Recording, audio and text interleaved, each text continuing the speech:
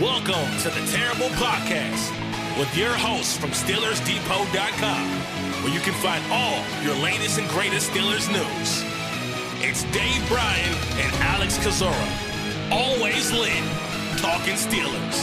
And now, here's Dave and Alex.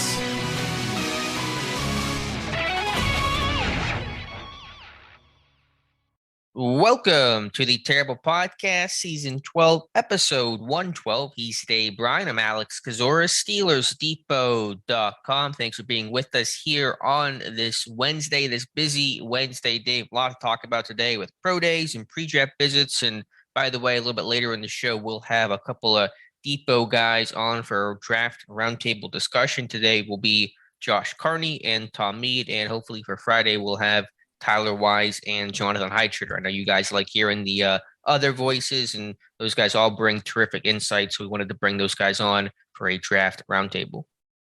Hello, friends.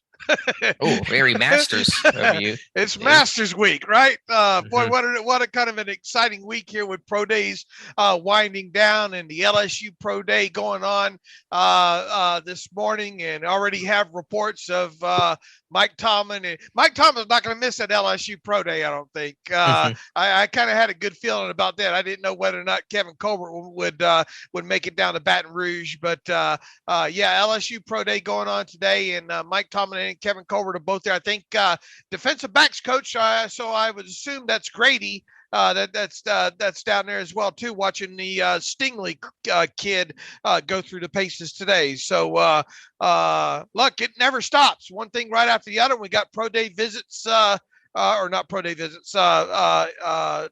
Pre-draft visits. Yeah, pre-draft visits starting up, and a list building on that as well too. So let's get after it.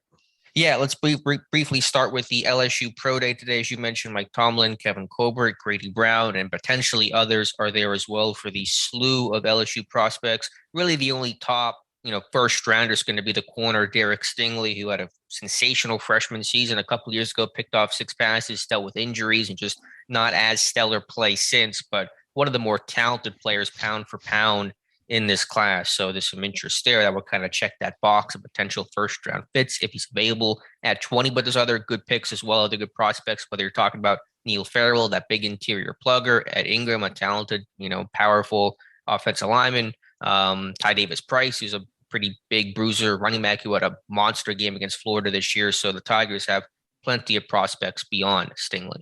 Yeah, absolutely. And there might be another safety down there as well, too. For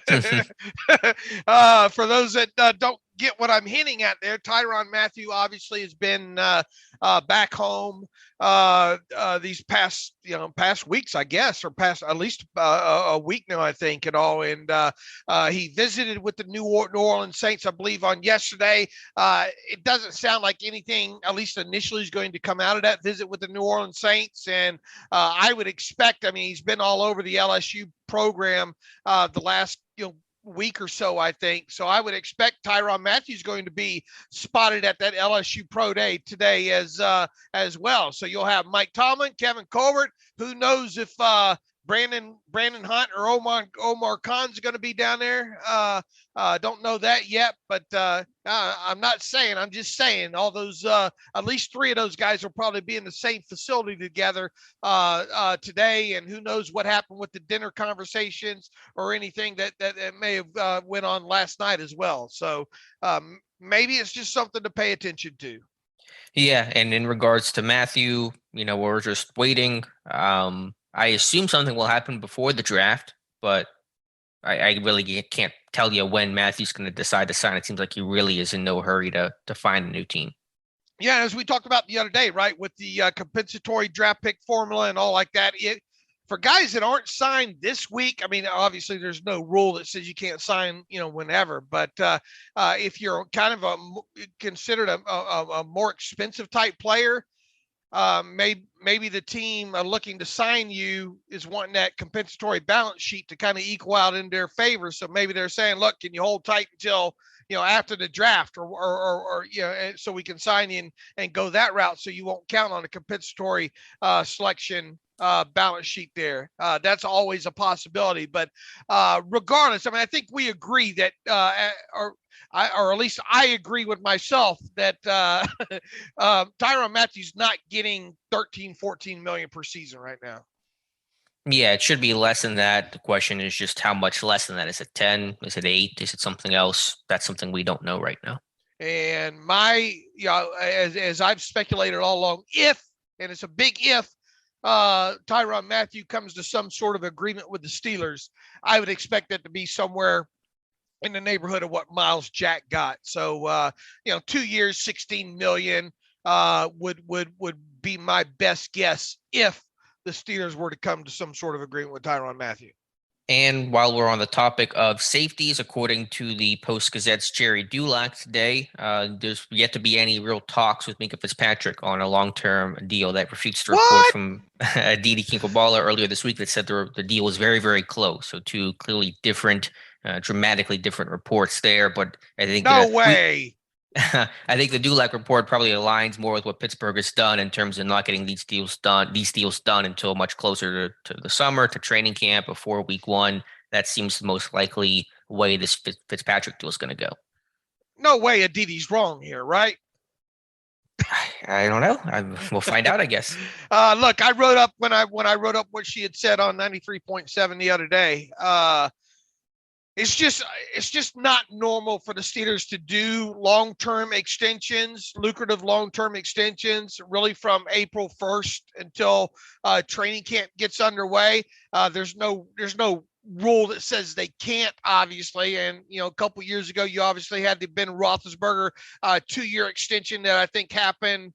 What was it, like April 22nd or 3rd or right along in those lines there. But it's rare for the Steelers to get that kind of business work done from April until the start of training camp there. Now, you could look at the Minkah situation and say, okay, well, maybe it's going to be different this year because of him probably going to be wanting to follow the path of one TJ Watt last year during training camp and the preseason, where effectively TJ Watt held a hold in. And obviously that deal didn't get done until right before the start of the regular season in September. I don't think the Minkah deal is going to be as hard to maybe put together as the one Watt's was, because Watt had the chore of having to kick down that guaranteed money door. And now that that door has effectively been crashed in, you would, and look, it's going to be with Minkah. Either he's going to be the highest paid safety at right around 18 million, or he's going to be right damn near close to it. So I don't think that end of it's hard to figure out there. I think all that probably needs to be talked about when and if they do start talking about this is the guaranteed amounts, the fully guaranteed amounts, the payoff, the bonus payoff time frame, all that kind of small print stuff that goes along with it. So I'm not saying that Didi's report won't come true and we turn around as soon as we get off this podcast and there's a deal announced, but just based on history alone, and kind of, with this being a significant contract when it comes to the Steelers end of things, especially non-quarterback, I'm kind of counting on this rolling on, us having to wait on through the rest of the summer here, but we'll see.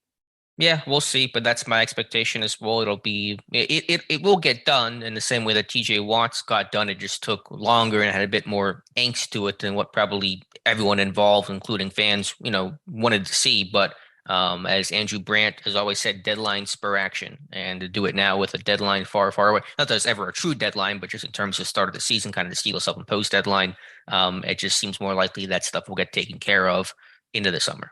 Right. And you would fully expect the moment he reports to camp, if he does not have an signed extension in hand, that he would more likely do what Watt did, right? Yes, with the hold on. I think what Watt did worked out well last year. It wasn't a holdout. It didn't create a lot of buzz and drama and storylines that Watt's not here, but it did reduce injury risk and kind of send the message of we want a deal to get done. Right.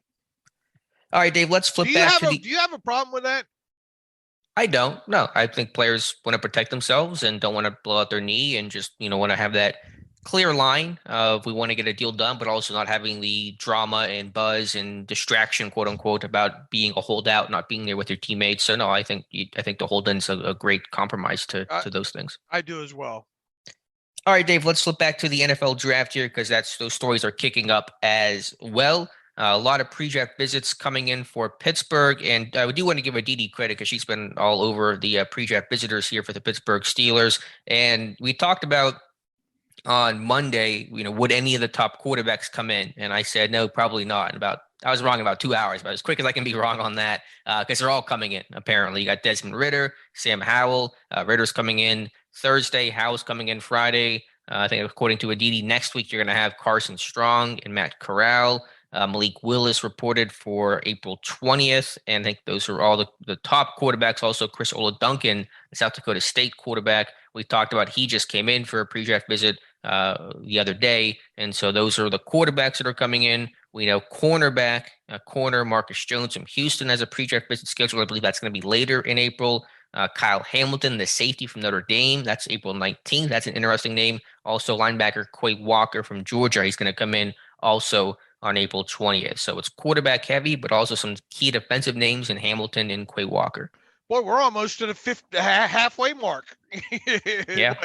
10 or so, I guess, names are, or at least the third way mark. So at some point here, you got a lot of heavy, bigger names on that, obviously, with potential first round guys in there. And the Steelers generally like to mix in, guys throughout rounds throughout this. So probably at some point here, we're going to have our list of probably solid first round candidates to kind of go off of, who not only had pro day visits, but from Tomlin and or Colbert, but pre-draft visits as well too. So this process is moving right along. It doesn't.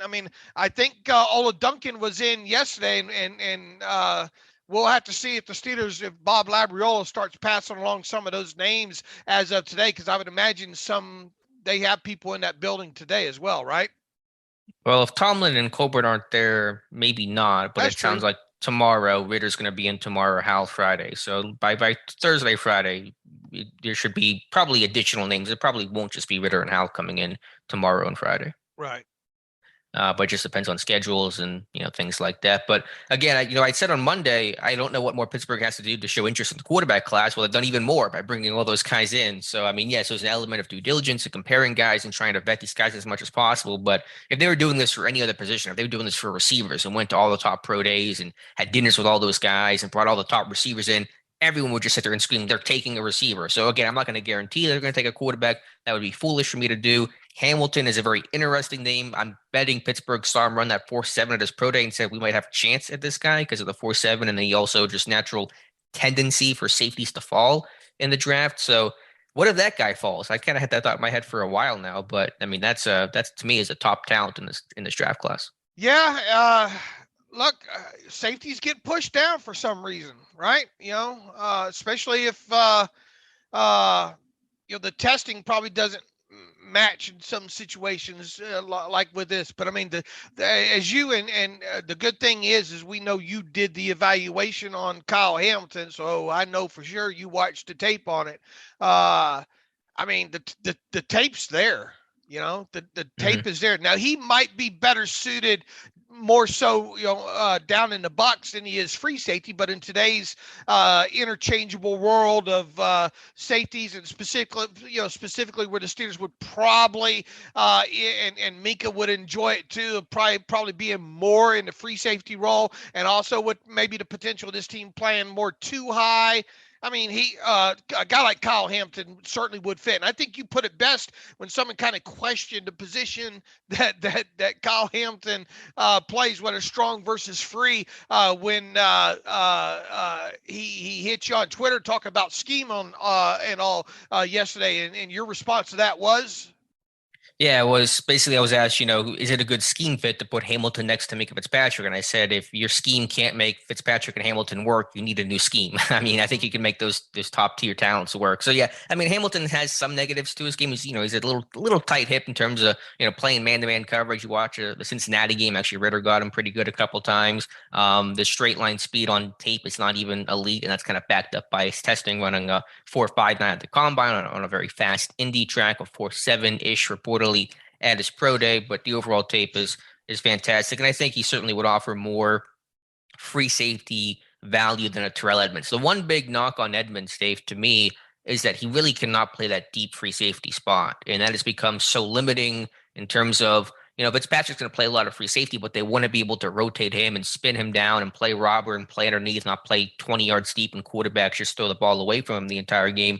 And that's all well and good, but who's going to play free safety when Fitzpatrick needs to rotate down? And they've had to really do a lot of like inversions and rotate corners. And, they had Sutton in 2020, and they were kind of doing some different stuff last year with Norwood, trying to get different guys to play that safety spot because Edmonds really is not comfortable in that amount of space. And Hamilton may have some limitations there, but is certainly, to me, much more comfortable and has much better range overall playing free safety than an Edmonds would. So again, what are the odds Hamilton falls to 20? Still, to me, pretty low, but Pittsburgh has to think there's at least enough of a chance they want to do some homework on this kid because they think maybe he'll slip given the positional value and the poor 40 time.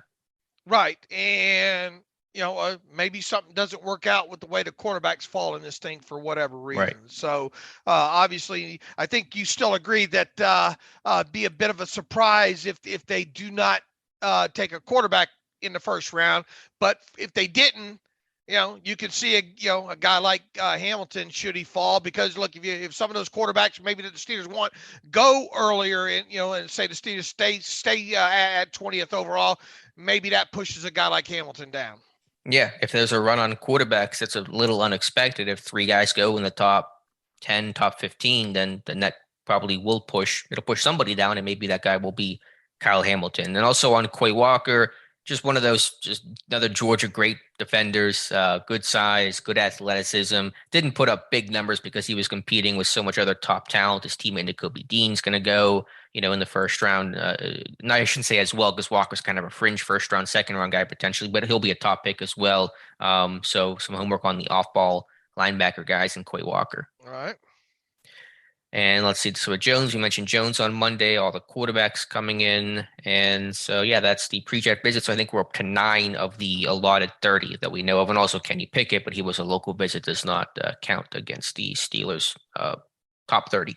Right. Whatever. Pre-draft visit. I got to stop saying top 30. The internet is fusing it in my brain. Ruining us. Yeah. Yep. All right, Dave. One last thing I want to get to before we talk with Josh and Tom. Shout out to Albert Breer. Media types aren't always sending us Christmas cards, but Albert Breer sent us a nice gift, had a tweet out there initially about some of the incentives in Mitch Trubisky's contract. You saw it, responded to it saying thank you, and then Breer offered more information on the playtime incentives. So kind of lay out how those incentives look for Mitch Trubisky. Yeah, my How to Win Friends and Influence People is working. Maybe you need a dose of that. I'm going to send you that book for... What is chapter 1 called in the Dave Bryan, Dale Carnegie book? Don't call somebody an asshole, I guess. I don't know. I don't think you can say that on the podcast, though. Look, it was nice to get some info back from Breer, and he initially threw out, what we already kind of knew were the term links, and I politely said, look, we've already had those digits out there. Any chance you could dig up the incentives, and not likely to be earning incentives at that, and he did. So kudos to him. About had a minor heart attack when he responded back with a little Christmas gift there for you or for us. He went on to say that, and he listed the incentives, by the way, aren't crazy. He says $4 million each year in playtime incentives. He says these will be pretty achievable if he starts and plays healthy all the way through. And then he has $250,000 Pro Bowl incentive in each year as well, too.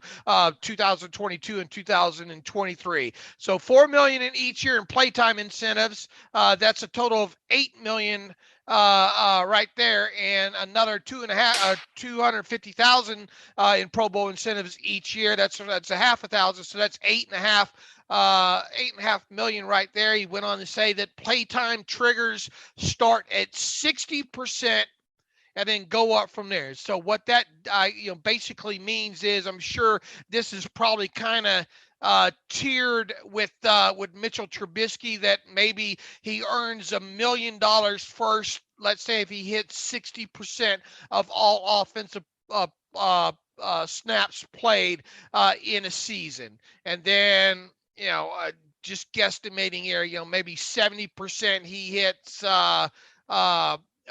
2 million at 80. It's probably tiered something along those lines there. So the more playing time that he gets, the more money that he earns. As far as the Pro Bowl incentive goes, I'm not exactly sure how that's written, but I'm willing to bet that he doesn't get anything if it's, because in 2019 or 2018, 2019, didn't he make the Pro Bowl as a alternate behind Goff, because Goff had to pull out for the Super Bowl, and then I think Trubisky was named a replacement that way. I'm almost pretty sure that this doesn't qualify him that way, but I could be wrong on that. Now, if you're doing the math and you look at the base value, 14.285 that Trubisky had, and then you add in the $8.5 million in incentives that he can add, that still comes up short from the, max payout of 28 million, right? Or 27, 28 million, forget what the total was. Now, the way Breer has this thing worded is, that's it. That's the incentives. $8.5 million total in incentives. So is there a chance that somebody, media member, reported this wrong? It's certainly possible. I've seen that happen before. So what I'll do in the meantime is I'll get back with Joe Corey, and see if Joe Corey has any new info on it, and see if indeed the value is 27 or 28 million. See maybe if he can dig at this point to find out what the difference is. I would imagine that if there is any difference in there, it would probably be other incentives like Super Bowl or something along those lines. All right. So all in all, it's kind of what we envisioned the kind deal of what we thought. Right. Yeah, the numbers were first reported. It's a reasonable deal. There's certainly some money to be made for Trubisky, and it's really about the opportunity for Trubisky as much as it is the contract itself. The opportunity to start to rebuild his value, to kind of restart his career that's been so bumpy so far. And then for Pittsburgh, this is a very smart deal. They can get out of it after 1 year if they need to. If Trubisky does play and play well, then he'll get his money. It's just a solid deal all around. And look, I mean, for Trubisky to get, kind of at least a base value of what he did after earning $2.5 million last year and playing 33 offensive snaps. I mean, that's a big win for him, if you ask me. And, obviously now has the ability to earn, up to supposedly, whatever the 27, 28 million is. I mean, that's a big giant carrot hanging at the end of that thing there. But it is what it is, and that's a 1 year contract at this point, to be quite honest with you. So he has to play well. If he plays well, he continues to play, and he then has the ability to potentially either play for the Steelers in 2023 at keeping that starting job, or maybe be traded, or who knows how that would work out elsewhere. But for all practical purposes, as I wrote when I originally wrote this thing up, this is a 1 year, $6.285 million contract that includes some incentives here. So will he hit the 4 million or 4.25 in I guess incentives that he can earn this year? Here's hoping he does, because if he does, he's probably played well and stayed healthy overall. However, if he doesn't hit those incentives, then probably something's gone bad. or at least the playtime incentives, because you can't guarantee him, even if he plays well, you can't even guarantee him hitting the Pro Bowl. Yeah, that's going to be this AFC, especially him. You could play really well and still miss out on it. And just to clarify, these incentives are going to be not likely to be earned, correct? Right. Because those are things he did not do last season with Buffalo, obviously. Correct. So if any of these incentives that he does hit, they will be charged off to the Steelers next offseason, probably somewhere between end of February and the start of the new league year in the middle of March. Okay, so it does not change your cap outlook on the team this year, correct? None, zero. Gotcha. All right. Anything else on the Trubisky contract you wanted to mention? I think that's a good outline and just lay the land on that deal, which again, I mean, from the player standpoint, you guys know I've been very skeptical about the addition of Trubisky, but that contract to me is super reasonable, super manageable, and it's not near what he was. Remember the talk, $15 million per year, this mega contract. Oh, this giant 20 something. $20 million. Some people had $20 million out on that. Yeah, not even close. Not even a little bit. Look, I mean, if you look at the contract overall, if he's not playing well, you can bench him and not think twice about it, you know? Yeah, and then cut him after year one and move on. And, you know, you tried it didn't work, and nothing was, you're not severely hampered by it. Right.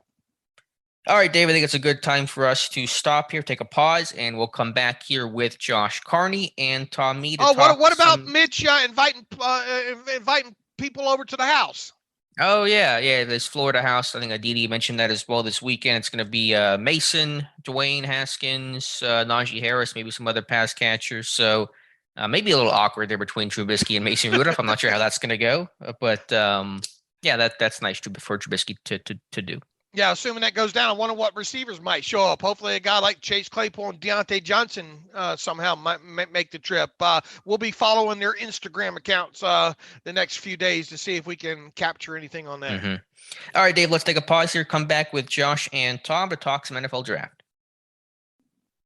And welcome back to the Terrible Podcast. And as we promised, we have on a couple of Steelers Depot writers today in Josh Carney and Tom Mead. So heard from those guys before. Josh was out there at the Shrine Bowl. Tom's been doing some great draft profiles and reports for us. So appreciate you guys being on the show. We'll first start with Josh. How you doing? Good. How are you guys? Doing pretty well. I know your mock draft went up today, and so we'll definitely talk about that. Be sure to follow Josh on Twitter, by the way, by Josh Carney, and also Tom Mead, who's been with us for many years now, doing tremendous work for us. You can follow him on Twitter at THMead3. Tom, how are you? I'm doing well. Happy draft month to you guys. Yeah, we are in full swing here. So quick note about Tom Mead. You know, Tom's been with us for quite a while and all. And Tom, if there's one person on the site that we can all learn a lot from how he acts, is Tom Mead. Because Tom, if I were to give Tom a nickname, it would be like a duck, because he's real calm and serene on top of the water. But if you were to put a camera underneath the water, those web feet would be going 90 miles an hour. And that's the way Tom works. He makes no waves on Twitter whatsoever. He just goes about his business, knocking out profile after profile. And you want to talk about somebody that probably devours tape, hours and hours of tape, it's Tom Mead. So Tom's been with us quite a while, probably right around the same amount of length as Josh has been. So shout out to Tom. Glad to have him back on. Quack, quack. Thank you very much. All right, I want to start with Josh's mock draft. And it's a conversation I think we can all have here, because it kind of ties into the quarterback debate that's been ongoing and will continue to occur even really after the draft. And we know where all these guys ultimately end up. But in Josh's mock draft, which you can check out on Steelers Depot, has the Steelers taking Desmond Ritter, the quarterback from Cincinnati, at number 20 overall. Josh, just kind of what led you to that conclusion? Your thoughts on Ritter? I know you're higher on him than I am, which is totally fine. I think this quarterback class is so mixed up that any sort of combination, any sort of list to me is totally acceptable. But your thoughts on Ritter as a player, as a prospect, and as a fit for the Pittsburgh Steelers? Yeah, so coming into the 2021 season, I wasn't as high on Ritter. I did have some question marks about him, thought he would be, a decent mid-round quarterback. But I was just really impressed with him last season. He showed a lot of leadership, a lot of poise. He constantly plays in rhythm. I think he throws a really nice deep ball. Obviously, there are some concerns about him with accuracy and ball placement, which are certainly fair. I think a lot of the quarterbacks in this class have those concerns. But just going through, everything I heard about him, his leadership, what he did for the Cincinnati program, seeing the work that the Steelers have done on the quarterback class this year. I would like for them to trade up to get Malik Willis, but I do think that they're just kind of sit tight. And I think Ritter's going to be the one that's on the board that they certainly feel the best about. And that's honestly how I landed on him. I know that his ceiling isn't as high as a guy like Malik Willis's, which is totally fair. But, I wrote in the draft, the mock draft, that I see a lot of Alex Smith in Desmond Ritter. I think, Alex, you compared him to an Alex Smith type in your quarterback ranking. I know that certainly doesn't get people excited, but I think a lot of people forget Alex Smith was a very steady, consistent starter for a lot of winning football teams. And I think that's what Ritter profiles to be. So that's kind of how I landed on him. I do have him as my quarterback one. I think there is some room for growth. He can clean up his mechanics a bit, but just really like the guy, really like the leadership, what he brings to the table in terms of intangibles. And that's honestly how I settled on him. Yeah, I'm just curious. And again, I don't mind going against the grain one bit, but Ritter over, Willis. I mean, I'm just curious, even though you said, Willis has the bigger ceiling, what led you to still go with Ritter as your top quarterback? Yeah. What's that one, what's that one thing maybe that he has, Josh, that you don't think the other four or whatever, quarterbacks have? What's that special trait with him? I know I said he has to improve on his mechanics, but I think they're very repeatable. A lot of these guys, it feels like they're off script a lot. They're throwing off platform. Willis's mechanics just feel a bit of a mess right now. He's still learning the quarterback position. But Ritter, a 4-year starter, easy mechanics to, repeat, and just that easy generation of power in his throws. That's I think he's just a more complete quarterback overall, whereas I did have some concerns with accuracy and overall mechanics with Willis. But it was certainly close. I know that early in the process, I popped on the Willis tape and I was like, yeah, this is QB1. These are traits you bet on. But just fully coming around on Ritter, I think he's the most pro ready. He has the most experience. He produced every single year, and he turned that Cincinnati program around. What was your favorite game of his? Do you have one that sticks out more than the others? I don't. I got to go back. It's been a few weeks since I've watched him. Okay. I know he had a poor stat line in the Alabama game, but I did like some of the stuff I saw from him in that game against legitimate, future NFL talent, but not one that truly sticks out in my mind at this point right now. Okay. Watching him go toe-to-toe against Georgia in 2020, just impressive just to see, you didn't expect the game to be, they should have won that game. I think Georgia had that crazy field goal as time expired, essentially. So, Tom, your thoughts on the quarterback class, Ritter in particular? Are you as high on Ritter as Josh is? Who is your number one quarterback if you have a guy that you would call QB1 right now? Kind of what is your view and perspective of this quarterback class? Well, as far as Ritter goes, I think I've actually come down on him a little bit. I was higher on him earlier in the process. Like Josh said, I like his leadership. He's one of the bigger quarterbacks coming out this year. He's led Cincinnati from basically a nobody into a contender, which is a great quality to have. His accuracy downfield is my biggest concern, and that's something he can get cleaned up, especially if he's going to sit for a year. I do feel the Steelers might be higher on him than I am. Willis is probably their number one, but I think Ritter might be right behind it. But he wouldn't be my choice. And I'm going to stick with the same quarterback I've had since Dave and I talked when you guys were at the bowl games, and it's Sam Howell. He's only 21. He's a 3-year starter. He's got arm strength. He's got mobility. He's tough. He has things to work on too. Last year he had weapons in 2020 that he didn't have in 2019. So while his passing yards came down, his rushing yards went up about 700 yards, which is, you can't do all that just on scrambling. So he was definitely running the ball more, but He produced one fewer touchdown in 2021 compared to 2020. I think that shows he can adjust to what he has around him.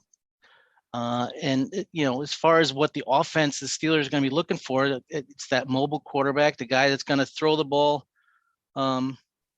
basically in the short and intermediate stuff with a chance to, and they're going to take shots downfield. And he probably has the best deep ball accuracy out of all the guys. So I'm riding with Howell until the draft. So we'll see how that goes. Tom gave me during in a direct message earlier this week after I just I went back through and I did a deeper dive on Sam Howell. Spent a lot of time in his 2020 tape recently, and here's the thing about Howell, and I think I probably made this pretty clear on that talk with Alex, was he can make all the throws, I think. I mean, you see that far hash throw on the out route, okay? And we know how important and how often quarterbacks are asked to kind of throw that, both the 7 and kind of 12-yard out route. He can throw that, and he can throw it from the far college hash mark as well too, which is an impressive throw for a quarterback to make. Outside, he can throw the deep ball. Not only can he throw the deep ball, he can throw the deep ball outside the numbers, okay? And then the other aspect, a lot of RPO stuff in there, and his ability to take off and run with the football. But I really think a lot of the best tape to watch on Sam Howell to get a better feel for him is that 2020 tape. And that's where I spent most of my time on my recent deeper dive with him. And, where Tom says maybe he's gone, come down on Ritter throughout this process, I've come up on Howell throughout this process. So I'm probably right there in the middle there with Howell at this point. And definitely I would have him as I think in my top 3 of the 5, with it kind of going, Willis, Pickett, and then Howell. Tom, how would your rankings look? Is it Willis, Howell, Ritter, or do you have a sense of your actual rankings? My own rankings, or how the Steelers look at them? Your own personal rankings. Yeah, I have Howell 1. Okay. Willis would be 2, and I'd probably go Corral 3. Wow. Okay. All right. Okay. Gotcha. So that's the beauty about this thing. Now, what's one trait of Howell's you don't like? I think it probably showed more this past year than the year before. But when he gets out of the pocket, I'd like to see him keep his eyes downfield a little bit more. Instead of tucking and running right away. And that might have been a product of what the offense was this year, but, see him make plays outside the pocket more than he has. And I'm worried about that injury risk because he wants to run all the time and he's just taking a beating. He can't run over guys in the NFL the way that he did in college. I think he'll have to work on that. But I think you are right. I think some of that was the product not having Donnie Brown and Daz Newsome. His running backs were gone. So, but it is to me a big concern. Josh, where do you come in on Howell now? I have him as QB3. So I'm still right there with you guys. I think he's being overthought in this process. And a lot of people are souring on him because he looks like Baker Mayfield. But I mean, 2020 was his best season for sure. He still was very good in 2021. My only concern with him is some of his mechanics. He tends to pat the football to start his motion, which I think, can elongate it at times. And I know, Dave, you posted some clips where his feet were an absolute mess in the pocket. Right. I think you got some pushback on one of them for a word that you used. But no, I think if he were the Steelers quarterback, I'd be pretty pleased with it. I think he does all the things that the Steelers are looking for. And I think if he was coming out in 2020, he would have been highly regarded. But yeah, he lost a lot of weapons and North Carolina took a step back as a team. But Howell is just a tough guy, has a great arm, can make all the throws. And like I said, I have him as QB3 right now behind Ritter and Willis. Dave, I know you wanted and you got us prepared and told us to sharpen our swords today for a conversation around Matt Corral. And so I'll let you kind of lead off how you want to frame the Corral discussion, but I know you wanted to talk about him because that's a guy we have not mentioned as much as we've talked about the other top quarterbacks in this class. Right. And I went 12 or 13 games last night, man. Or yesterday. I powered through them all and turned the volume off and just really watched pretty much every throw that he made in those games. And obviously a lot of those were SEC games. I think there was a Tulane game mixed in there. Obviously the Liberty game mixed in there as well too. I'm not breaking any news here. Heavy RPO quarterback. Okay. And I think one of the things that Alex that I fixated on was that kind of that quick release with him, and he does have that. I like his ability to he gets the schematics and everything that goes along with the reads and the RPO. He gets all of that. I think he does a great job within that of being able to manipulate center filders and linebackers because of his knowledge of the RPO. All right. Here's where I run into a problem with him, and his accuracy, as Alex has hit on, to doesn't seem bad as long as we're talking within really 12 yards of the line of scrimmage here.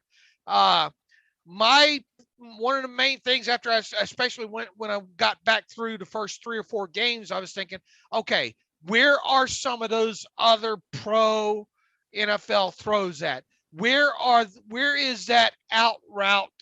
Not only near hash or middle of the field out route, 7, 12 yards. Where is it for hash? And I struggle to find anything that kind of met that criteria there. Now, is that a lot of his, can he make that throw and just wasn't asked to make that throw because of the offense? And look, one other thing, Lane Kiffin is a freaking genius. Let me tell you, that guy, it's too bad that guy can't get himself his ego down to where he could get back into the NFL just to be a play caller, because I think he's got it figured out now when it comes to schematics and all like that, especially heavy RPO base. Back to Corral. Where are those other NFL throws at? And by other NFL throws too, he can throw the deep ball down the seam. He can throw the deep ball middle of the hash and all like that. It's not. There's some underthrown stuff in there, and there's a lot also in there. There's a lot of stuff where he's hitting some wide open guys. But where's the stuff outside the numbers past 20 yards on him that wasn't double move, sluggo, blown coverage type stuff? My biggest, I come out of his tape, and here's the other thing. Boy, a lot of design runs with that kid, right? And that's been a lot of the narrative with him throughout this, was a lot of design runs. But oh boy, there's a lot of design runs in there with him, and he's not going to be able to do that often at the NFL level, quite honestly. So my question is what more is there to Matt Corral other than a master of the RPO, the ability to throw the football, in between the numbers more than 20 yards down the field? Where's the rest of it with him? Does anyone want to jump in? Josh, want to jump in on Corral? I don't know that there is more to his game. I mean, we've seen him the last 2 years at Ole Miss under Lane Kiffin kind of, as Dave said, master that system. But I just don't know that there is more overall to his game. I think he can be a little reckless with the football. His arm isn't elite, but I don't know. It just felt like he leaned so heavily on that RPO system that it kind of stunted his growth in a sense. Dave, I don't know that there is more to his game, honestly. I mean, and as far as outside, the throw down the right side against Liberty, okay, he dropped that one in the bucket. All right, and that might have been his best single deep throw outside the numbers last year, where there was at least some where you had to drop that thing in the bucket there.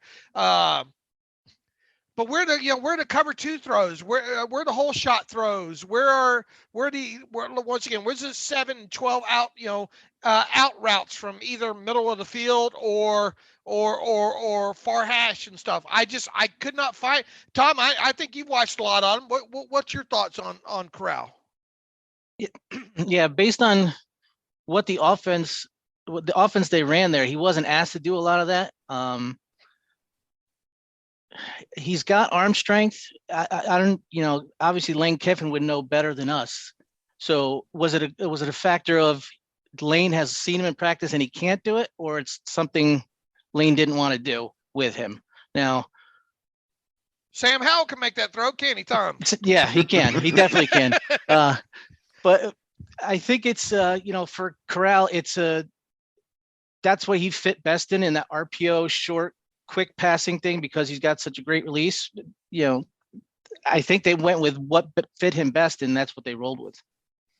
I mean, am I wrong? Did I miss anything, Alex? I mean, you just recently watched him. I think I'm as high as anybody on Corral, I think, of this group. I would just say a couple things. Yes, it was an RPO heavy system. Yes, it was a lot of quarterback design runs. I think you could apply that to most of the quarterbacks in this class. Maybe it's a higher degree with Corral than the other guys. I don't know what the numbers show, but because Sam Howell ran a lot of RPOs too. Yeah, so I'm not Willis ran it. Right, I'm not dinging him for that. I'm just saying he ran the snot out of him. It was like the Steelers last year, RPOs the whole time. Slant flat city, right? I mean, but as you said, there's a benefit to that, because you have to read. You got to box counts. You got to be able to read post snap picture. Those quick decisions. I think there actually can be a value to that, where you have to actually make a read. And he's very good at it. How would you evaluate his arm strength overall, Dave?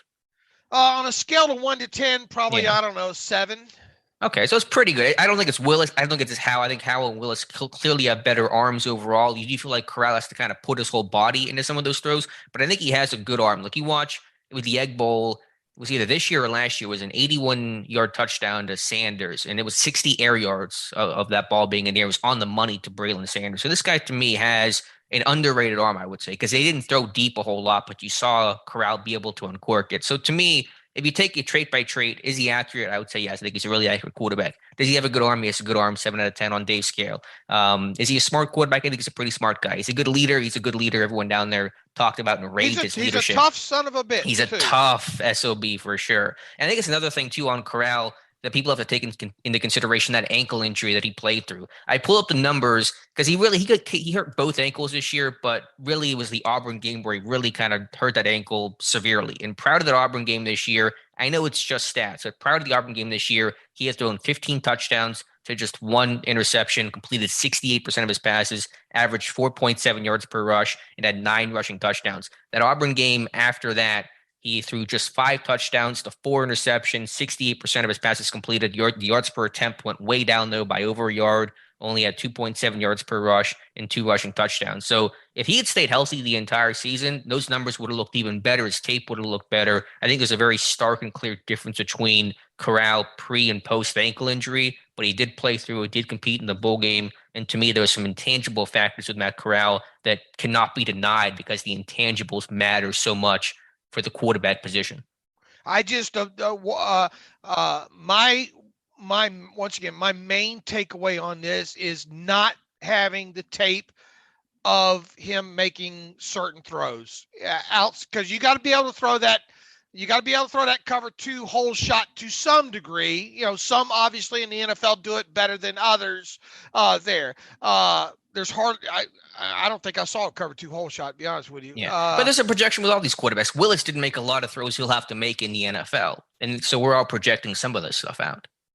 Right. But I mean, he showed more, Willis showed more of those kind of cover 2 and outside the numbers and out routes by far in just 2 seasons than what I saw. 5 times the amount maybe that Corral made of those kind of throws. Right, but there were other throws that Willis made. Willis didn't make some of the throws over the middle and some of the other rhythm and timing throws he'll have to make in the NFL. So it might be a different thing of Willis we have to project out. But I think all these quarterbacks have aspects of their game that their offense didn't lean on much, that you kind of have to project a bit more in the NFL. Right, but at least I've seen Willis make those every what I consider every throw. I can't say at this point right now that I've seen Corral make every throw. But you think his arm is good. So if his arm is good, and then you're projecting out, does he have the arm strength to make that throw? And if you have an arm strength of a 7 out of 10, to me, you're projecting it's something you think he's capable of doing. It's still going to be a question mark on him until I see him do it. But no, it is. No, I agree. But I mean, is that the sale end all because he didn't throw a cover 2 hole shot? Does that override the accuracy, the toughness, the overall arm strength, the IQ, the leadership? To me, it wouldn't. It doesn't. Well, to me, it's about checking boxes, and I have not seen him check that box, those couple of those boxes there. And that's what other boxes does he need to check other than the throw outside the numbers? The out routes, and Well, I said throw outside the numbers. I said beyond throws outside the numbers. What other box does he need to check? I mean, I think, and I think he's done everything else in there. I would like to I'd like to see him put a little less air under some things on some of those deep throws, but for the most part, and ball security is an issue with him to some degree as well too. Obviously, don't look forward to having a look. If you're going to, if the narrative on Lamar Jackson a couple years ago was a running back that threw the football, I mean, that kid Corral runs a lot too, man. Is it fair to, is it kind of fair to put that label on him, a running back that plays quarterback? I wouldn't say so. I think Corral was actually a really quick slider. I mean, he ran when he had to and was aggressive when he needed to be, but I thought he went down pretty quickly when he tried to avoid a lot of contact, it felt like. And once again, positives with Corral. He can run the snot out of a RPO system. I think he gets every aspect of knowing where we're playing. And there were a lot of drops in 2021 on him as well too. So his completion percentage probably could have gone up, maybe not a full percentage point, to be honest with you, because there were a lot of drops that I saw. And there were injuries. Sanders got hurt. He missed a good chunk of the year. Their guard went down. Their starting tight end went down. I mean, he was playing severely hurt. Like, there were a lot of underrated injuries on that Ole Miss offense as well. And I don't view him as kind of the guy that's going to kind of make several of those. Oh, wow. There's a couple of nice clips of him spinning out of pressure and all like that. But I don't see that in his future of being a week, every other week. Oh, wow. Sports Center highlight kind of extended play type of quarterback. Right. No, I definitely agree there. Josh, do you have like a top 5 quarterback rankings, or is it still kind of, I know Ritter's 1, but no, I do have a top 5. So okay. I have Corral at 4 and then Pickett at 5. So 1 through 5's Ritter, Willis, Howell, Corral, and then Pickett. Okay. What's the thing you like the most about Corral and the thing you like the least about Corral? The thing I like the most is his ability to fit the ball into tight windows in that short to intermediate area of the field. I know that, I said he runs a lot of RPOs, which I went back and looked. Football Outsiders has him at 36% of his pass attempts last year came off of an RPO, which is pretty high. But what was that? Do you have Howell's number there? I did. They didn't have it. Okay. They had. Let me see if I can pull it up. They had Bailey Zappi, Western Kentucky, was right behind Corral, but they don't have Howell on here. Any other top quarterbacks, any other numbers just to get a comparison? I'm guessing, like Dave said, Corral's on the high end of things. But okay, so I do have the attempts here.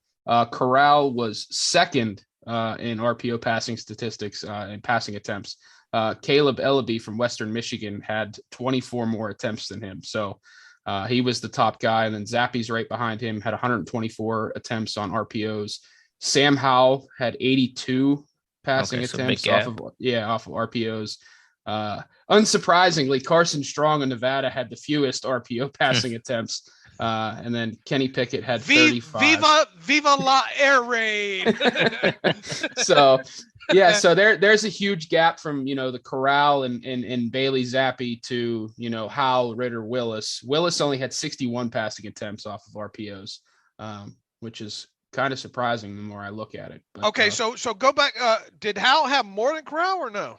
No, Corral had 107. Howell had 82 off of RPO. Ritter and Howell was the next one of the five of the top of the five that we're talking about. Howell was the next one under Corral, correct? Correct. Okay. Yeah, just for clarification, that doesn't include things like rushing attempts out of an RPO, where there was the run No, option. this is just passing attempts. Yep, right. off of RPOs. So. And then I'm guessing Willis ran a lot of those RPOs himself too. I would imagine, yes, I would imagine. But point taken. I mean, Corral was RPO heavy for sure. Tom, I guess same thing to you. Your thoughts on Corral? The thing you like the most, the thing you like the least, just to kind of wrap up the conversation on Matt Corral. Yeah, to echo what Josh said, it's the accuracy and touch within the hashes. I think he's really good in between there, and his toughness. The kid's a gamer. He's going to go out there and play, as much as he can. On the negative side, it's throws outside the numbers, and is he going to be able to make that full read across the whole field if he's only used to working in between the hashes? All these quarterbacks have some work, so I'm not trying to knock them. It's just Mm-hmm. No, I agree. And hasn't the knock on like Lamar Jackson become take away his middle of the field stuff and make him throw it outside the numbers? Hasn't that become the book on him? If you can contain him running a damn football. Yeah. Listen, if Matt Corral becomes Lamar Jackson, then we're all very happy. I don't think Corral's Lamar Jackson, though. I think he's not obviously nearly that dynamic as a runner, but I don't know if that comparison. I think the accuracy that Corral shows, he's a lot more accurate than Lamar. I'm talking about the passing game, though. Yeah, I mean, again, like I said, I think the accuracy between those two guys is pretty starkly different. I think Corral's a hyper-accurate quarterback, and to me, accuracy is the most important trait you can have for a quarterback. And when you have that in this offense, you're providing yak throws, rack opportunities, your offense can function a lot better. Josh, would you have Howell over Corral? I think you do, right? Yes, I do. I have Howell at 3 and Corral at 4.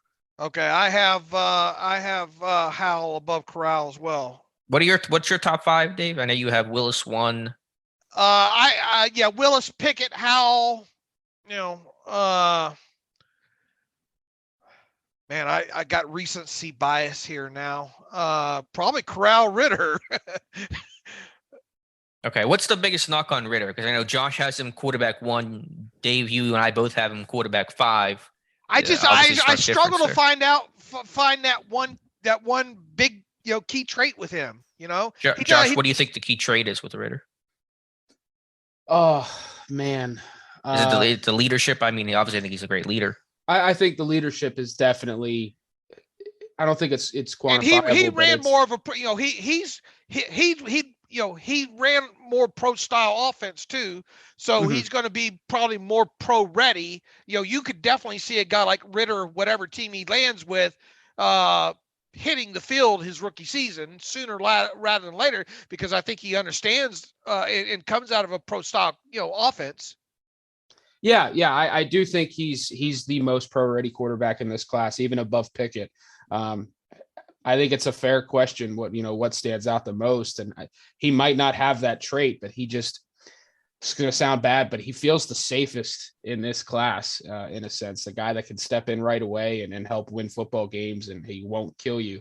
I do like his arm strength. I do like his accuracy, in that intermediate area. I know that at times he could struggle down the field, but he just needs to clean up some of his mechanics on some of those throws. I think he processes very well, but I know that leadership is not quantifiable, and that's a fair argument, but I think that's what stands out the most with him. All right, now let me attack this. I'm going to backdoor you guys on this one here. All right. I love waiting in the bushes. That's what Steelers did. If the Steelers Depot had a bumper sticker, it'd probably be that. All right. All this talk about, do we all pretty much agree that Malik Willis probably has the highest ceiling that makes him probably the most intriguing of these 5 quarterbacks? Is, oh wow, if Malik can take these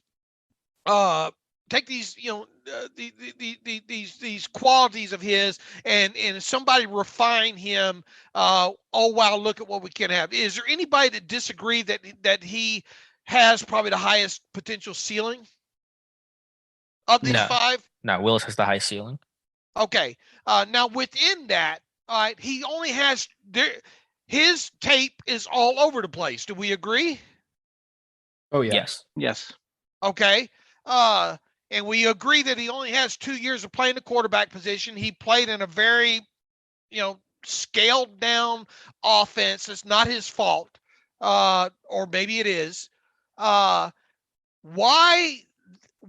then is he considered a lock by most people to go within the first 19 picks of this draft? If you're an NFL GM or decision maker and you're picking some, and maybe you do have maybe a somewhat of quarterback need, but a lot of these teams are going to be wanting, if they draft a quarterback, they're probably going to want a quarterback that can hit the field their rookie season. And I don't think I'm going to get any pushback out of any of you that Malik probably needs to sit as much of his rookie season if at all possible. Mm-hmm. So I guess the question is, and don't give me it only takes one team aspect, because nobody understands that more than I do. What makes Malik draftable in the first 19 picks of this draft? I think if you look at the guys, I'm not comparing him to Josh Allen or Patrick Mahomes, so I just want to make that completely clear here to start. But he has the traits, the arm strength, the mobility, just that wow factor that I think in today's game, when you're searching for that next franchise quarterback, you're looking for the guys who are taking the league by storm. And that's Allen and Mahomes, the rocket arm, the ability to move, make throws down the field with ease. He has those traits, and but we knew those two quarterbacks were probably going to, even though Mahomes didn't, right? Until later on, Mahomes, they did the right thing with him and let him sit pretty much all of his rookie season. Yeah, he right? He started the last game against the Broncos. Okay. So now refresh my memory, but wasn't he viewed a little bit more NFL ready than Malik was coming out? I think so. Yeah. Obviously he was coming from that air raid system at Texas Tech. So a lot of people had questions, but very similar traits. I just think you bet large if you're a team in the top 19 ahead of the Steelers that has a need at quarterback. You bet large on those traits and hope that you have a plan in place to help develop him. If I'm Matt Rule, there's no way in hell I let that Panthers draft Malik Willis, because I might not be around to see him take his first snap if I don't win. Right. Now Atlanta, I don't know. I suppose you can make an argument, but even then, man, don't they want someone in there that could come in and play right, play right away? And that I just I don't know. I think with Marcus Mariota in there, obviously he has the history with Arthur Smith down there. I think that could be an ideal landing spot. Obviously, Willis is an Atlanta kid. It's his hometown as well. So there's those connections. The only places that really make sense for Willis to come in and sit would be a place like Detroit at number 2, because they're not going anywhere anytime soon, or Atlanta. I know that he's been connected to Seattle at times, but that doesn't feel like that's what Pete Carroll wants to deal with. Pete Carroll might be out of a job. He don't get win some games this next year. And then you've got New Orleans. I mean, they just handed out $22 million guaranteed in cash to Jameis Winston and Andy Dalton. So I know obviously they made the trade and it looks like they might package those to move up, but Willis I don't know that I'd call him a lock to go in the top 19, because I do think there's that old school sense of decision makers that are scared of the rawness of him. Everybody, you put that on Twitter. Everybody put you in a funny forum with me.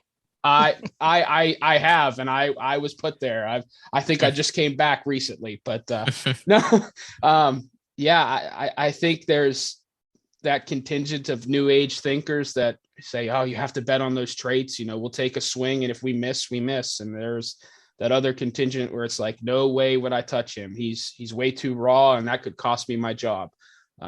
So he's the most fascinating prospect in this class for me, just in terms of where he's going to go, what his fit is, and what his future looks like. Tom, Yeah. So the NFL wants to know what a player can do, right? And then once they know that, then they start looking at the athletic traits and the intangibles and how smart they are. And then that's where the projection comes in. Taking guys from the college level to the pro level is all about projection. And for someone like Willis with his athletic traits, the projection cone gets wider. Like you can see more opportunities, more things to do. You know, he's quick enough to run an RPO system. He's strong enough to run an air raid system. If they can take him and mold him into something over the next 12 months, a team may end up with, the next big quarterback. There's a 50% chance that might not happen. It might take 2 years for him to develop, but it's all about what he can do and what they project him to possibly be able to do. And if you trust your coaches and your scouts, then, you're going to go with what they say and say, we can fix this guy, and the sky's the limit after that. And I would just, what percentage would the three of you, what percentage would you, is he a lock to go in the first 19 picks? And if not, what percentage would you give of him falling to 20, I guess? Josh, go ahead. I'd probably say like 45%. I really think there are some, decision makers ahead of the Steelers that are just terrified to take that risk, especially at that position, knowing it could cost them their job. Tom? Well, I mean, if you're talking 45% chance that he falls to the Steelers? 45% that he goes in the top 19. Okay, so, 45% chance that he goes in the top 19. Okay, so a 55% chance that he falls out of the top 19. Yep. Okay. Tom? Yeah, I'm going the other way. I'm going 90%. He's in the top 19, and Whoa. probably 75% he's in the top 10. Somebody's going to jump up there to get him. Okay. I'm with Tom. 90 was the number in my head. I think 90% chance he goes top 19. I'll just say a couple quick things. Aside from Carolina, every other team that could look towards a quarterback has at least a potential veteran that you could play that would allow Willis to sit. And if you're in a draft room and everyone in the world understands Willis is not NFL day one ready. So you're having those conversations. When you draft this guy, you're not sitting there saying, this is probably going to be our day one guy. I think there's an understanding of that when you go into the draft process and the actual pick itself.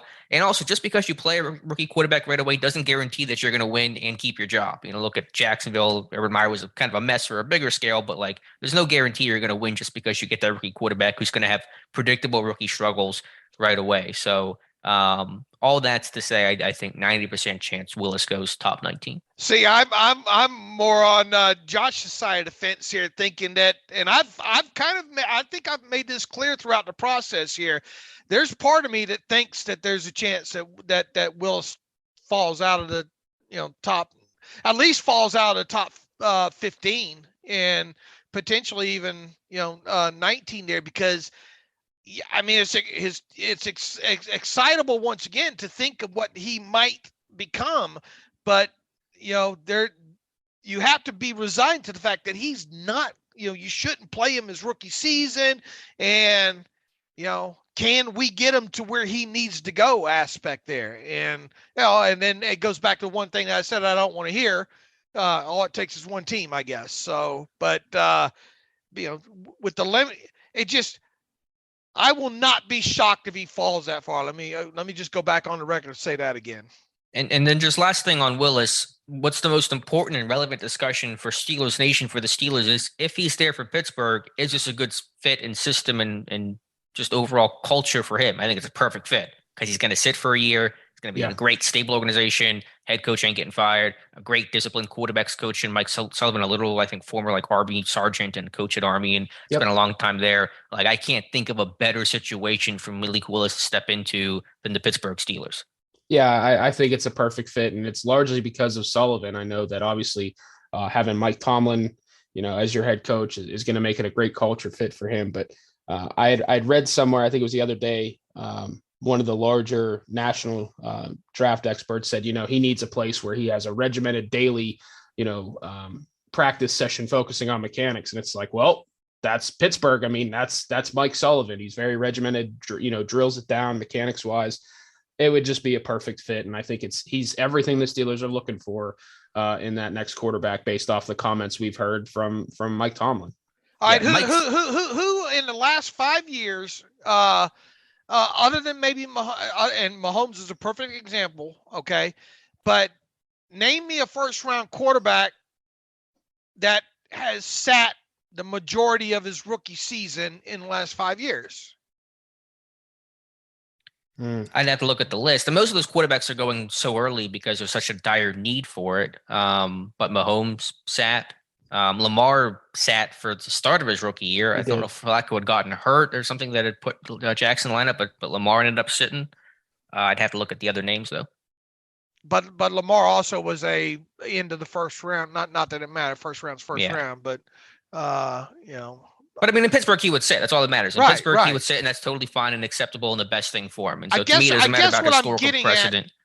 I guess what I'm getting at is how many teams are willing to let him sit. I think more than you think, because everyone knows he has to sit, right? So if you're taking him and saying he's playing right away, you're doing a bad job. And teams start trying to sabotage themselves because if you play this guy, he's not ready, your team's going to suck. You're going to get fired. You're going to hurt this guy. It's not a good situation all around. And there are, like, Atlanta has Mariota, New Orleans has Winston. Aside from Carolina, which has nothing, all these teams have at least theoretical veterans. And you can still play Willis, maybe some sort of sub-package stuff, some sort of red zone, run package stuff. So there's an opportunity for him to play kind of like Jalen Hurts, his first year with Lamar before Flacco got hurt. I think there's a way to get Willis on the field for 5 snaps a game without him being the full-time starting quarterback. I think, Dave, to answer your question, did Daniel Jones sit as well? Did he sit behind Eli Manning for a bit? Yes. Yeah. Okay. I believe you're right on that. That's the other one. Okay. But yeah, the only 2 teams that I could really see aside from Pittsburgh where he makes the most sense would be Atlanta or New Orleans. And New Orleans is the only other team outside the top, 10 that makes the most sense. Yeah, but Daniel Jones, I'm looking now, he started 12 games. Okay. I do remember. Yeah, I remember him sitting behind Eli for a stretch. I couldn't remember. Sure, exactly. and I think all quarterbacks, quite honestly, you should have a system in place at least to get you through the first 5 or 6 games of the season, and then obviously how the starter ahead of them's doing and how the record is. And look, we got to get this guy in the field. I mean, I don't think it's surprising to see a quarterback sit out, for 6, 7, 8 games or whatnot. But I mean, I think we all agree that a guy like Malik Willis probably needs to sit at least 13, 14 games, type situation. I just wonder how many teams out there would be willing to do that, not named the Pittsburgh Steelers. Right. I would like to also point out Trey Lance sat this year, obviously in San Francisco, another raw, underdeveloped quarterback. Okay. So I was going to add Tua Tagovailoa sat out half the season in Miami, and then obviously Jordan Love behind Aaron Rodgers. Right. Okay, So, I got a short memory there. But real quick. Go ahead, Josh. I was just going to agree with Dave. It's New Orleans, Atlanta, and really Pittsburgh for him if Willis is going to sit. Maybe Detroit, but I would honestly be stunned if Detroit takes Willis at 2. Real quick, I want to talk about Kenny Pickett because one quarterback we haven't mentioned here. Tom, your overall thoughts on Kenny Pickett? Don't want to discount him. I mean, he's a literal local kid next door, and Pittsburgh certainly done their homework on Pickett as well.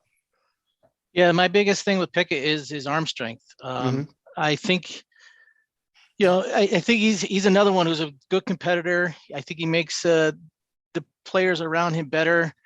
The NFL is going to have tight windows, and be able to fit that ball in there is going to be tough. I also saw, might have been Dan Orlovsky online talking about him leaving the pocket too early on some plays. Again, that's something, he can learn from, but I think he's going to get a chance to start, maybe not right away, but in his first couple of years, but this is going to get me killed. But I honestly see him as a career backup. Yeah, don't let the Pitt Panthers fans catch wind of that the way they did with me, Tom. Run, Tom. We'll hold them off. Run. Who's we? I'm not holding anybody off, Tom. You're on your own. Yeah, I'm sorry, Tom. I'm opening the gate and letting them run after you because I'm already going. I'm kind of with you there. Look, all Tom has to do is outrun me, right? Yeah. There you go. Josh, your thoughts on Pickett? I'm exactly the same with Tom. The arm strength is a major concern, and obviously, he is sneaky athletic. I hate to use that for him, but he tends to bail out of clean pockets far too often and looks to kind of get outside the pocket and make plays down the field. I think he's a serviceable starter right away for 3 to 4 years, but whatever team snaps him up is going to be looking for that next guy before his rookie deal is up, because he's just not going to elevate that team, further than they were hoping for as a first round pick. Mm-hmm. He just, I also worry, how much was this past season just a flash in the pan of him being in the same system for the 4th or 5th year in a row and having that comfort level and that added experience, being an older college kid. This was a massive leap for him. It went from he was an average quarterback for 2 to 3 years to all of a sudden he's a Heisman favorite. So I just have some concerns there as well of, was 2021 an outlier, or is this who he is overall? Yeah, you see what Josh just did there. He got himself in position where if he needs be, he can say, "Go get Tom."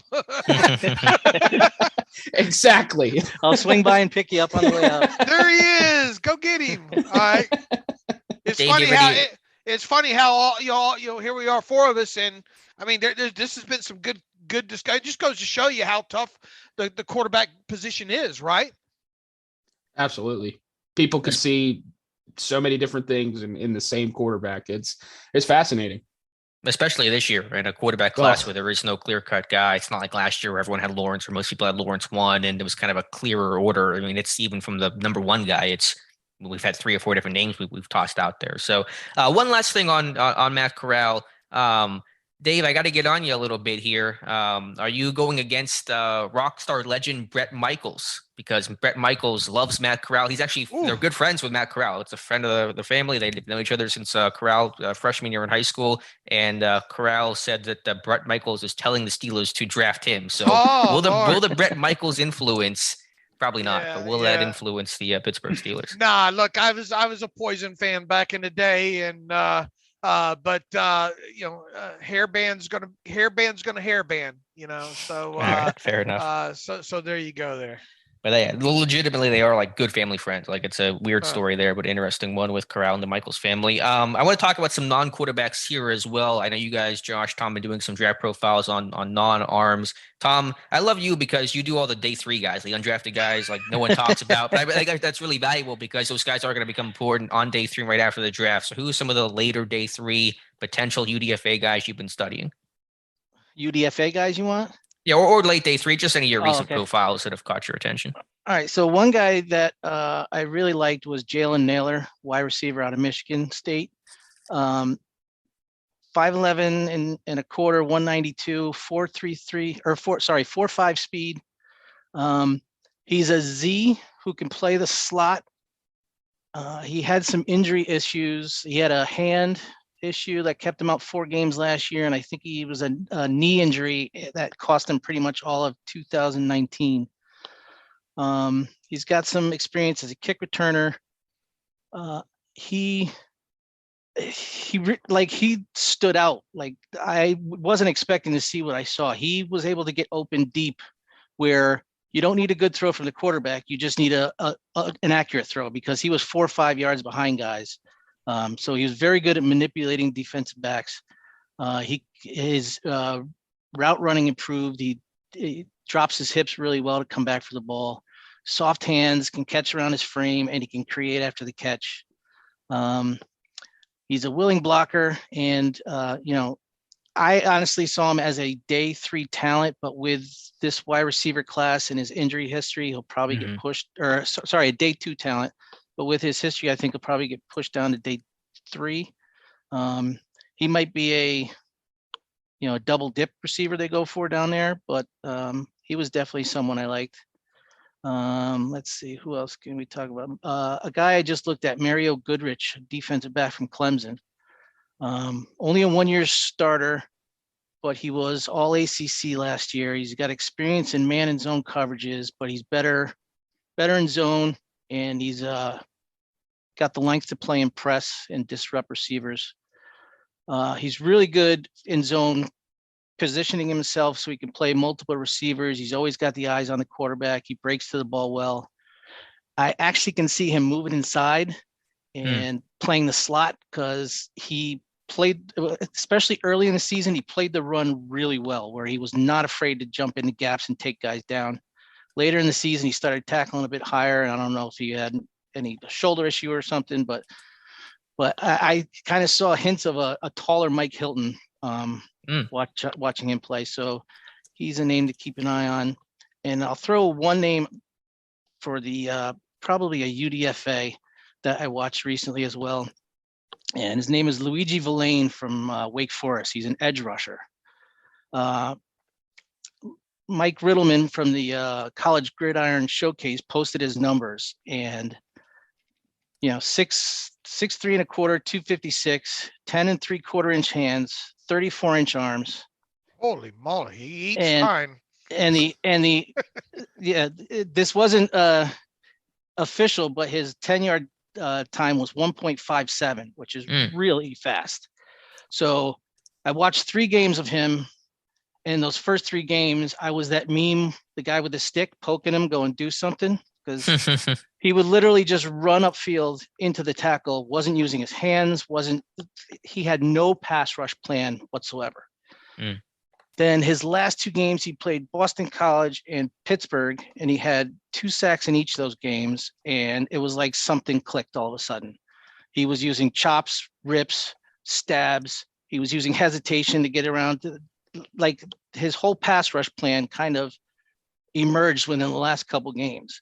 I see him as a pass rush specialist with special teams, because right now his run defense is even more raw than his pass rushing was. But Alex, I looked up what the Steelers look for, and he hit 8 of 9 of those. And the only 2 he missed was the 40-yard dash, which was 4.7, and he ran a 4.75, and the 3-cone, which was 7 even, and he ran a 7.01. So he just missed 10 out of 10. So somebody might take a chance on him late, but if he's there at the end of the draft, I'm calling him right away and bringing him in. All right, I love it. I know nothing about him. So neither did I. That is one that has gotten my attention. Now, what's one game that you have to throw on for him to see some of that stuff? Yeah, his last 2, Boston College and Pittsburgh. Watch those 2; those were by far his best. You're going to see some ugly stuff with the run, but as far as pass rushing, that was by far his best. Good info, Tom. Good info. And just quickly here, by the way, speaking of Clemson, you mentioned Goodrich, according to NFL Network's Aditi Kunkabala, Pittsburgh bringing in a pair of Clemson defenders for visits. Not Goodrich, but safety Nolan Turner and linebacker James Skowski coming in this week as well. So those are guys we're going to get familiar with here pretty quickly. Josh, your turn. Josh, yeah. Other prospects you've been watching lately. I was actually going to mention Skowski. I've been popping on Clemson at times. He feels like that Tyler Matakevich type. Didn't have as good a testing numbers as Matakevich, but just a physical downhill linebacker, can kind of be that buck, can be a special teams ace. He's more of a UDFA guy. Would not be surprised to see if the Steelers give him a call. One guy I continue to come back to, I've been watching a lot of defensive backs just because the Steelers have some needs at safety, and I've kind of moved on to corners here as well. But Jalen Armour-Davis from Alabama just seems to be overlooked in that Alabama system. Obviously, the Steelers were at Alabama's pro day. He's a long physical corner, great athleticism, makes a lot of sense on late day 2, early day 3. Another guy I think is a late day 3 guy is Cordell Flott from LSU. The Steelers are obviously at LSU today, Wednesday, for their pro day. He played slot primarily at LSU, but he's a big 6'1", 175. But great athleticism, really smooth in his back pedal, plays downhill, very fast, very physical. He could be a guy that would obviously go against what they've looked for in a slot corner. You're looking for that smaller, quicker player, but he's big, physical, can move really well, and kind of be that extra box defender. And then one guy I kind of got turned on to late here in the process was Kentucky safety Yusuf Corker. That guy, I think, could be a physical box style safety, can really fit that Terrell Edmonds role. I don't think he would be a starter right away, but could certainly develop into something. Brandon Hunt was at Kentucky's pro day, had some really good testing numbers, really underrated component of that Kentucky defense here in the past few years. But that's a physical guy that can really set the tone coming downhill and live in the box as that run defender. Well, what'd you give up on Baylor or what? I did not give up on Baylor. I just feel like I've talked about him so much. But no, I'm still super, super high on Tyquan Thornton. I'd love to have him in Pittsburgh as kind of that Z that takes the top off of defenses. But yeah, Jalen Petrie, I wish he would, have something happen to drop his stock just a little more. So he's around in the second for the Steelers. He'd be an ideal safety, that dime backer hybrid. And then guy that Dave, I talked to you about after the Shrine Bowl, Xavier Newman-Johnson. You want to talk about versatility and experience along the interior of the offensive line. That's him. But this will get a laugh out of Dave, but he's got T-Rex arms, and that's going to be a concern.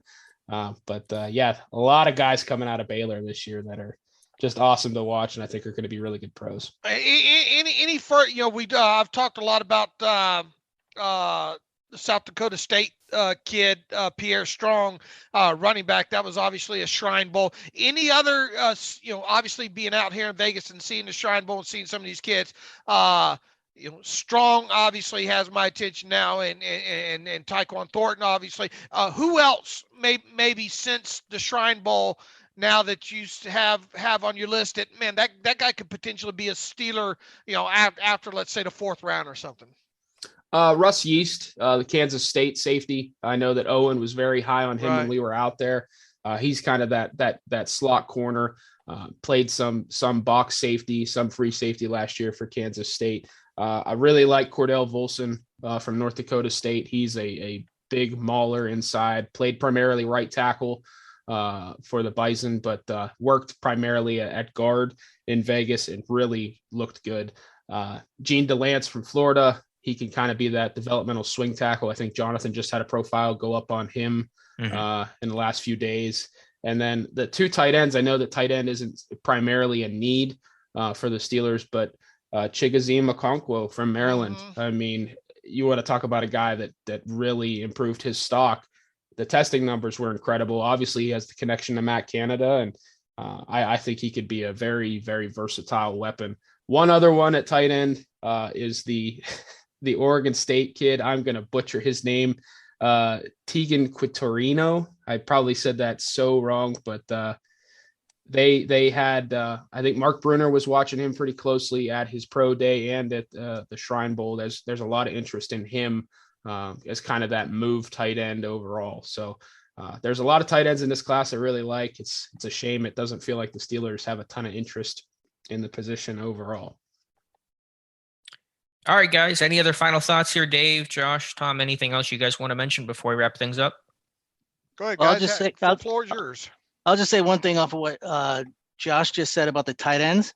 I have a sneaky feeling they might take one this year because they don't have that move tight end that can, who's got a little more athleticism than these other guys have. So I think that could be something they take in the middle to late rounds. I hope so. I mean, there's a ton of guys. Cole Turner from Nevada. Dave knows all about him. Obviously, Chigoziem Okonkwo, as I mentioned. Daniel Bellinger from San Diego State. He had some incredible testing numbers. There's a lot of guys in this class, Tom, that I like that I think could really fit that move style tight end that the Steelers don't have right now. Yeah, I agree. Do either of you guys think the Steelers are going to trade up in the first round? I do not. Oh, okay. Man,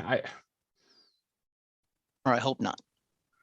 You hope not? Okay. I think, depending on, man, I don't know. I want them to move up for Willis because that's just a guy I want to bet on big time. The further I get into this thing, the more I don't think they will. Yeah, that's kind of where I'm at. Like early on, I thought, yeah, especially seeing the contingent that they sent to Lynchburg to Liberty's Pro Day, I was like, yeah, they're going to move up for this guy. But the further and further we get into it, I think that they are very content sitting at number 20. And, if a Ritter or a Corral is there, they're going to pull the trigger there. And if not, they're going to go best player available, whether that's a safety or, a defensive lineman, whatever it may be. All right, guys. Well, definitely appreciate your time. We'll try to have you on again before the draft, or if not, then certainly after the draft as well. You guys always provide tremendous insight and consistency in your reports and just stuff that most fan bases aren't lucky enough to have. So we really appreciate your time. Thanks, guys. I appreciate it. Yeah, thanks. Always a good time. And welcome back to the Terrible Podcast. Again, our thanks to Josh and Tom. Tremendous insight, as always. Appreciate their work. It's a busy time of year, Dave, with the draft and still free agency and visits and just everything else happening in the nonstop football world. So definitely thank Josh and Tom for taking some time out of their busy schedule to talk with us. Absolutely. And it's great discussion, talking with people that have watched the tape. It's okay. We've unfortunately had people work for us before that we know didn't watch the tape, kind of thing there. And it's okay to have a difference of opinion on these guys. Man, we were all over the map.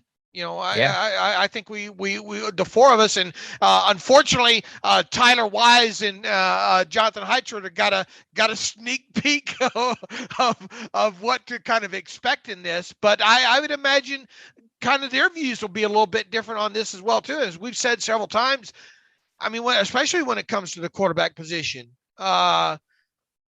this isn't a science, and especially as you said, when you get to this class where there's a lot of meh overall in there, and maybe really kind of hard to define who is the best or the top two maybe quarterbacks come out of the class. Just a difference of opinions and the difference of concerns how maybe each of us have theirs. So I think it shows that we have the people on staff that look at, not only watch the tape thoroughly, but have a little bit difference of opinions when it comes to these five guys.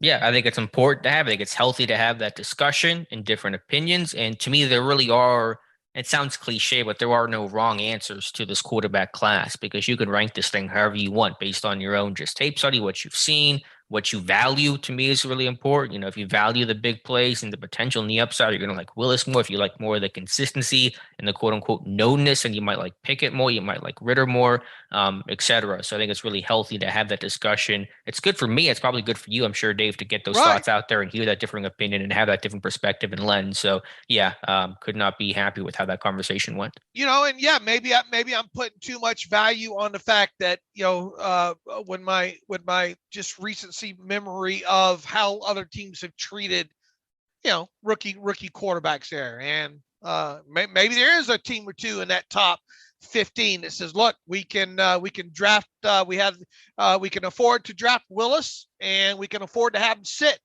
most of, if not all of his rookie season as well too. So yeah.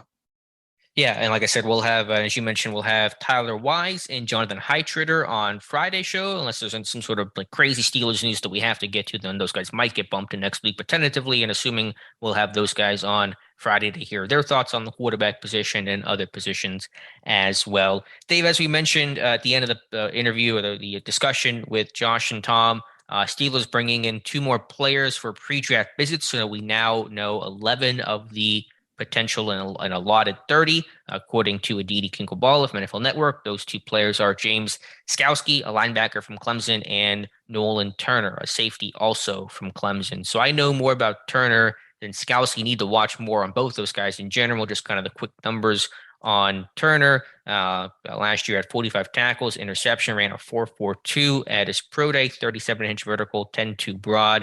Maybe an undrafted guy that might be pushing a stock into late day 3 because of those testing times.